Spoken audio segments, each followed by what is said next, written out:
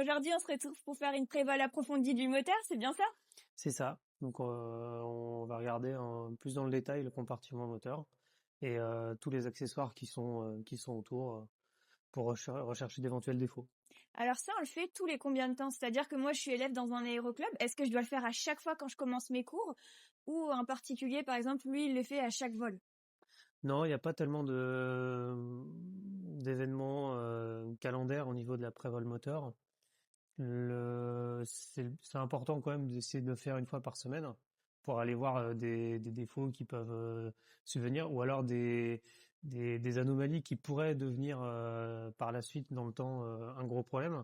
Alors, j'ai une petite question. Ici, tu es bien instructeur. Ouais. Alors, est-ce que pour tes élèves, tu pourrais leur demander le jour de l'examen de faire une prévole approfondie du moteur? Ça pourrait être une question d'ailleurs? Ouais, dans le cadre d'un test pilote, ça peut être une question enfin, dans le cadre du test pratique. Il faut savoir que pour l'examen du LM, il y a un test théorique et un test pratique, en plus du théorique ULM qui est encore à part. Sur le test pratique, ça peut être une question d'effectuer une prévole moteur, une prévole classique, ou en tout cas nommer à minima les éléments essentiels de la partie moteur.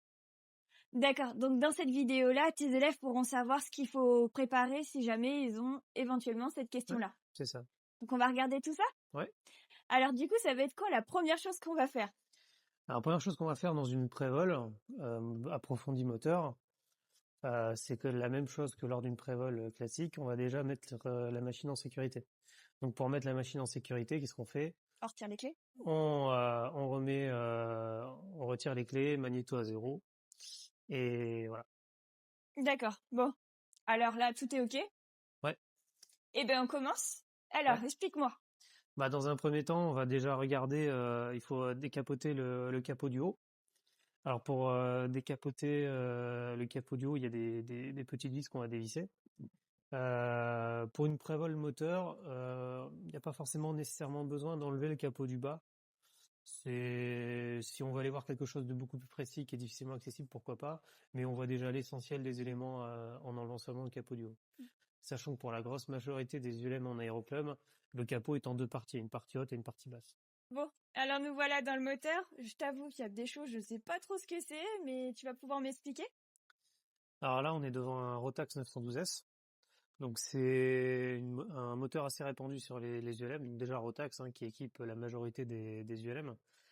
Là on est sur le 912S, donc qui est la version 100 chevaux non certifiée, D'accord. à carburateur. On va dire que c'est le moteur classique qu'on a dans les machines un petit peu performantes en ULM. Donc voilà, donc pour ceux qui connaissent, on est vraiment sur la version carbu et non pas sur la version injection. Donc on verra qu'il y a des petites subtilités à voir par rapport à de l'injection où il y a moins de choses à regarder.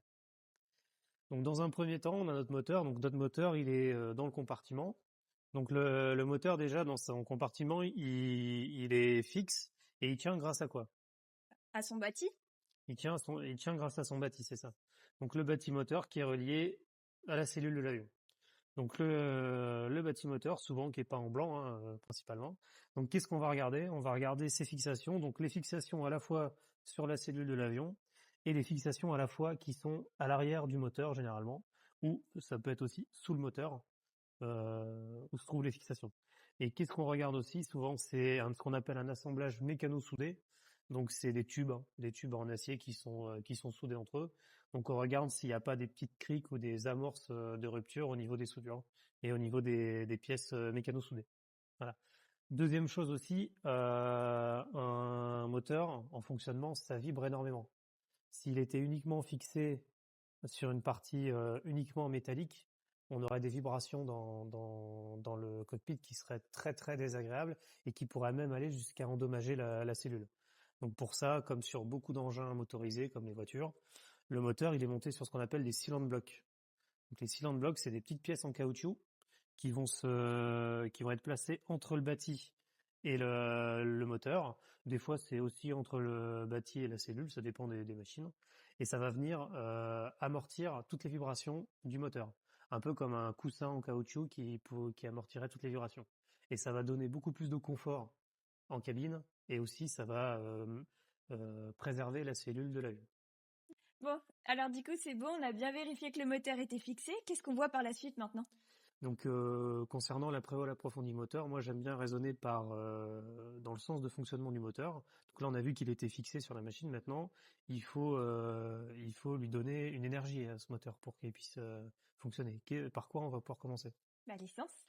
Exactement. Donc moi ce que je préconise c'est de faire circuit par circuit. Donc là tu m'as parlé d'essence, donc on va démarrer par le circuit d'essence. Ok. Bon, là, il se trouve que le circuit d'essence sur la machine, on va le démarrer à partir du moteur.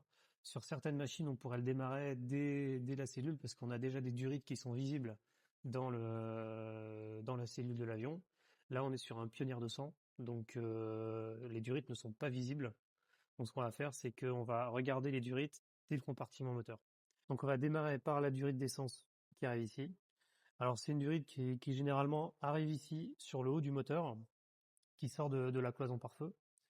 Il peut y avoir une petite pompe électrique au niveau du circuit.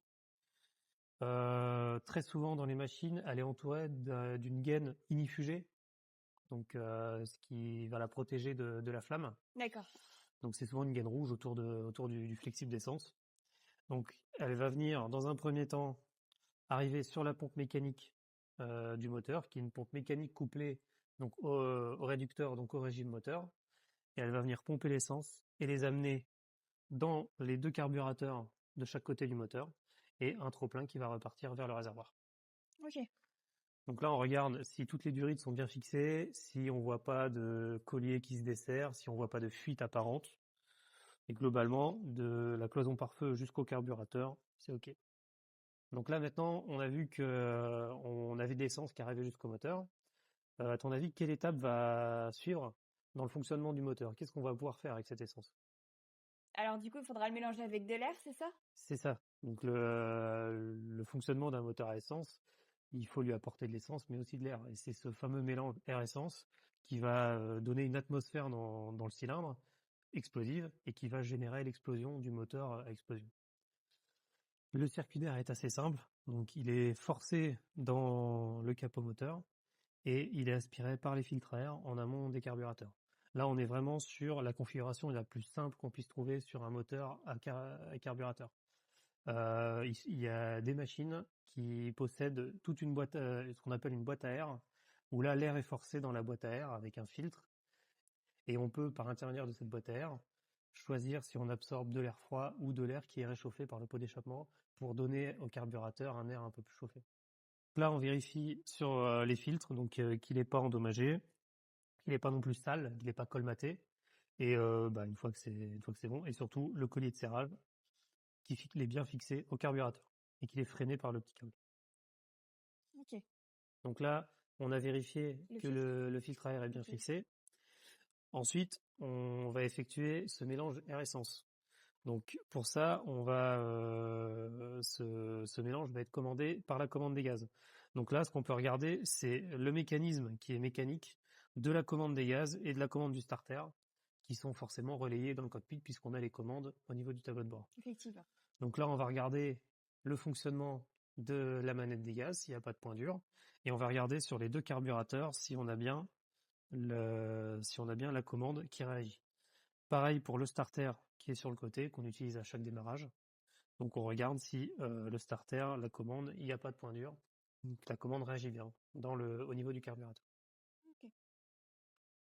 Bon alors, du coup, par la suite, maintenant qu'on a fait ça, à quoi on passe? Là, maintenant qu'on a fait notre mélange air-essence, donc on va vérifier quand même que le carburateur il est bien fixé au niveau du moteur et de la pipe d'admission. Donc pour rappel, la pipe d'admission, c'est ce qui va fixer le carburateur au cylindre, en tout cas à la culasse. Et c'est ça qui va amener ce mélange air-essence vers les cylindres. Donc là, on regarde les fixations, si tout est bien fixé. Et ensuite, on arrive au moteur. Donc là, on peut faire un check du moteur. Donc ensuite, quand on arrive au moteur et qu'on a ce mélange air-essence, donc tu te rappelles du cycle des 4 temps du moteur? Bien sûr. Ouais. On a admission, compression, détente et Échappement. échappement. Voilà. Donc là, dans un premier temps, on va amener le mélange air-essence par la soupape. on va ensuite le compresser et ensuite il va falloir faire ce qu'on appelle la détente, donc l'explosion dans le cylindre. Ok, c'est là qu'il y a cette petite réaction. C'est là qu'il y a la réaction de combustion. Et qu'est-ce qu'on va utiliser pour réaliser cette réaction de combustion? Les bougies? Exactement. On va utiliser l'électricité par l'intermédiaire des bougies. Donc là, on va vérifier les bougies, que les antiparasites soient bien fixés. Voilà, tac, on regarde, voilà. Et donc ensuite, là, on est prêt pour faire l'explosion. Donc on a la détente, et donc on a l'explosion qui va se passer dans le cylindre, et ensuite Et bien du coup, on a l'échappement. on a l'échappement. Et donc l'échappement, où est-ce qu'il va aller? Bah, dans le pot d'échappement. Exactement. Et donc là, ensuite, à la sortie du cylindre, donc dans le bas, on aura le pot d'échappement. Le pot d'échappement, c'est une pièce à surveiller parce qu'on a souvent de la casse. C'est une pièce qui va être assez affectée thermiquement. Elle va passer de 10, 20 degrés à 600, 500, 600 degrés. Effectivement. Donc c'est une pièce, souvent c'est là où on a des petits soucis. Donc on regarde s'il n'y a pas de cric, si tout est bien fixé, si les ressorts de rappel des tubes sont bien aussi fixés, qu'il n'y en a pas de cassé, ça peut arriver. Et voilà, et que surtout en fait qu'en règle générale, le pot d'échappement soit bien fixé au moteur, et surtout qu'il n'y a pas de gaine qui vient le toucher de trop près, parce que forcément, vu la chaleur en fonctionnement, ça pourrait détériorer n'importe quelle gaine qui pourrait le toucher. Donc là, on a fait le circuit d'échappement. Donc on a fait globalement le circuit direct entre l'énergie l'énergie de départ, l'essence, en passant par le système de transformation, le moteur. Pour que tout ça fonctionne bien, il faut aussi, dans les pièces internes du moteur, il faut les lubrifier. Donc avec quoi on va les lubrifier? De l'huile? Ouais, de l'huile moteur. Donc là, on va regarder le circuit d'huile moteur. D'accord. Donc c'est un circuit fermé qui va tourner en canard par rapport au niveau du moteur. Donc c'est un circuit fermé. Le Rotax a la particularité d'être un moteur à carter sec, c'est-à-dire que l'huile, pour avoir le bon niveau d'huile, on va le regarder dans le réservoir d'huile qui est un accessoire au moteur, en brassant tout l'huile qui est restée dans le moteur. Comme on peut voir dans la vidéo qu'on a fait juste avant de l'après-vol, qui est juste ici, je vous mets les liens. Ouais, comme on peut voir dans l'après-vol, donc on n'en reparlera pas. Là, on va plutôt s'attarder sur le circuit en globalité et si on n'a pas de défaut. Donc on regarde toutes les gaines, on regarde les fixations et surtout on regarde s'il n'y a pas de fuite. C'est souvent là on peut trouver des petites traces d'huile avec quelques collières resserrées, ça peut arriver. Donc l'huile, donc on a fait le circuit d'huile, du RIT, tout ça, et on peut aussi regarder l'échangeur, donc le radiateur plus précisément, c'est ce qui va permettre de refroidir l'huile qui est sortie du moteur pour pouvoir la réinjecter plus froide. C'est ce qui va échanger avec l'air ambiant la chaleur. Donc on vérifie sur le radiateur si les ailettes sont pas trop pliées et s'il est en bon état général et qu'il n'y a pas de fuite qui en émane. Donc là on a fait le circuit d'huile. Maintenant il y a quand même une certaine chaleur qui va se dégager surtout au niveau de la culasse, au niveau de la tête du cylindre. Qu'est-ce qu'on peut utiliser pour éviter que ce soit trop chaud au niveau de Le liquide de refroidissement? L'eau? C'est ça. Le Rotax a la particularité d'avoir un liquide de refroidissement toujours pareil en circuit fermé que le circuit d'eau. Donc le circuit d'eau pareil, c'est un circuit fermé avec un échangeur qui va permettre d'échanger avec l'air ambiant les calories du circuit d'eau. Donc on regarde les gaines, les colliers de serrage et on regarde pareil sur l'échangeur. Généralement l'échangeur d'eau est un petit peu plus grand que l'échangeur d'huile. Et on regarde pareil si les ailettes ne sont pas pliées, s'il n'y a pas de fuite de liquide de refroidissement qui pourra apparaître. Vraiment, c'était un plaisir et maintenant ça me permet vraiment de mieux comprendre. Bah, merci à toi.